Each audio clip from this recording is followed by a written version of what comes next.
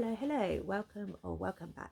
I'm Tally, and today we're going to go through 6 Christmas books that you can pick up whilst you're off on Christmas Day. Firstly, hi everyone. If you hear any noise in the background, my partner is playing Father Christmas over there and wrapping up a mountain of presents. So I have a list of 6 Christmas books that will hopefully bring a really good Christmassy vibe to you for your day. Half I've read, half I haven't. So let's go in with one I have read, and this is The Christmas Appeal by Janice Hallett. So in this we follow the theatre group from the Appeal. This is set in the aftermath of the Appeal, and they are putting on a Christmas pantomime. So for those of you who don't know what a pantomime is, I think it's quite a British thing, but please let me know if I'm incorrect in that assumption. But it is a play that is put on in many theatres during the December months. I think they might start in November, and they're not specifically Christmas related. So for instance, in this it's Jack and a Beanstalk, but they're very kind of Christmassy in their vibes. Yeah, and they all have particular phrases like "it's behind you" and things like that. So if you are a child in the UK, you will definitely go to a pantomime at some point. So we follow the Fairway players as they are preparing and putting on this play of Jack and a Beanstalk, and then there is a murder that happens and lots of drama that goes alongside that. The Appeal was very much kind of email based, but this one is a nice mixture of emails and text messages, which I think just really gives it a little bit more interest to it. I have done all of Janice Hallett's books as audio and physical, so I've tandem read them all because I just think it's the perfect mixture. They're always full cast, and I just really enjoy consuming them in that way. So this is a novella. It's only a 3.5 hour audio book, so you could definitely plow through this on Christmas Day if you wanted to. Now, one on my TBR is In a Holidays by Christina Lauren.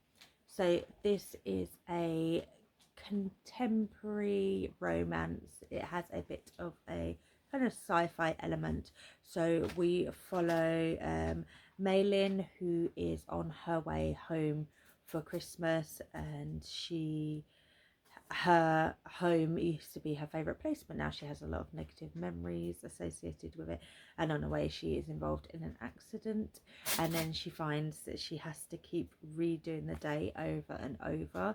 I assume to find her true love, or to find the meaning of life, or something along those lines.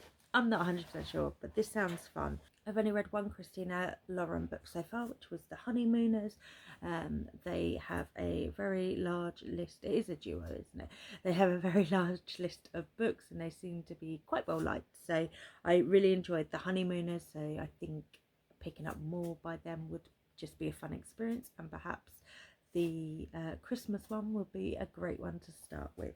Back to a book I have read, and this is another novella. It's only 60 pages, and this is Mistletoe. So it's a side novella set in the Mead Mishaps series / world by Kimberly Lemming. The Mead Mishaps series is a romantasy series. It's very comedic in tone, and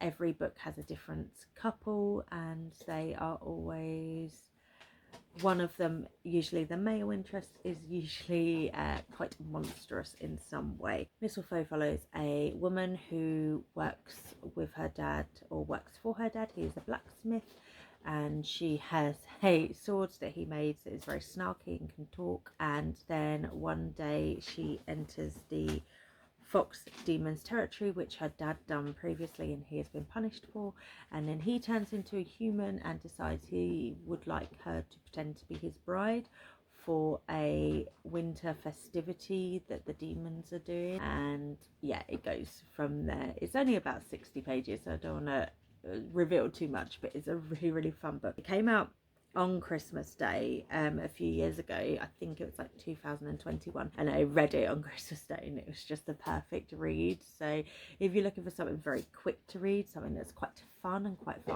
faster paced, this would be the perfect one. If you haven't read anything else in this series, that's absolutely fine. They're all quite standalone, so you could go in at this point. One on my list is The Christmas Tree Farm, and this is number 3 in the Dream Harbour series by Laurie Gilmore. I have only read number 1 in this series so far, but they are all standalones. They're like loosely interconnected, as in they're all in the same town, and I think it does have nods to previous couples, but as they are romance books, they're all happily ever after, so you're not really spoiling anything in terms of that. So The Christmas Tree Farm is a grumpy sunshine Christmas rom-com. We follow Kira, who has just bought a Christmas tree farm in Dream Harbour. She is an out-of-towner and moves there with this Christmas tree farm. She actually hates Christmas, so I'm not quite sure why she buys a Christmas tree farm. And then she meets Bennett Ellis, who is on vacation in Dream Harbour, taking a break from his life in California that's getting a bit overwhelming. They meet. They do not get along particularly to begin with. She is very standoffish and grumpy, mainly because she's trying to run a Christmas tree farm and hates Christmas, and yet romance eventually ensues. So this is one I want to get to ASAP. For a book I have read, I've only read the first in this series. All of the books are set around Christmas, and I'm sure all of them are fantastic. They are standalone, so you can drop in and out on any of them, but today I'm going to talk about A Merry Little Meet Cute, which is the first in the Christmas Notch series, and this is by Sierra Simone and Julie Murphy, and these are contemporary romances, and they are very spice heavy, so if that's not something you like in your books, this is definitely not one you should check out. A Merry Little Meet Cute follows Bea, who is a plus size adult film star, and she has a very, very successful career. She has like an OnlyFans going on, and she makes a lot of money for it, and she is very well revered for what she does. However, she desperately wants to move into acting, and her favorite producer casts her in a Christmas film. However, it's all family friendly and squeaky clean, so she must keep her life a secret from her co-stars and try and keep it out of the press, which isn't too impossible considering she does have a stage name. But her male co-star and the love interest in the film is Nolan Shaw, who is an ex-boy band member who has gone through rehab and really needs to clean up his image. He takes on this film, and he instantly recognises Bea as he is one of her biggest supporters. He quickly realizes that she is acting as though she doesn't do that on the side, and he's trying to keep his mouth shut, even though he's secretly obsessed with her in a romantic way, not in a stalker way. So it's really fun. It's all the shenanigans that go alongside it. I think the rest of the series has very similar vibes, and I need to pick up the rest because I read this one I think 2 years ago, and I always think about it and think of how fun it was, so I need to pick up the rest ASAP. But I do recommend this if you do have access to an audio copy. I think I listened to it on Everand in the UK. It's a really fun experience. It's dual narrator, and I think that is a really good way to consume it if you like audiobooks. And the last one I have for you today is the first in a series. However, they are all standalone books, so you can dip in and out at any point. I do just think they may refer to the previous couples, but as I said in the Dream Harbour series, as they are romances, they are all happily ever after, so you're not really ruining anything for yourself. And that is Love Light Farms, which is the first in the Love Light Farms series. This is by B.K. Borison, and it follows two best friends who fake date to reach their holiday happily ever after. In an effort to save the Christmas tree farm that she's loved since she was a kid, Stella enters a contest with an Instagram famous influencer, which will give the farm the publicity it needs, and if she wins, she'll win $100,000 cash prize. The main problem is she's been picked to compete, And she said on her application that it was a romantic place and she owned it with her boyfriend.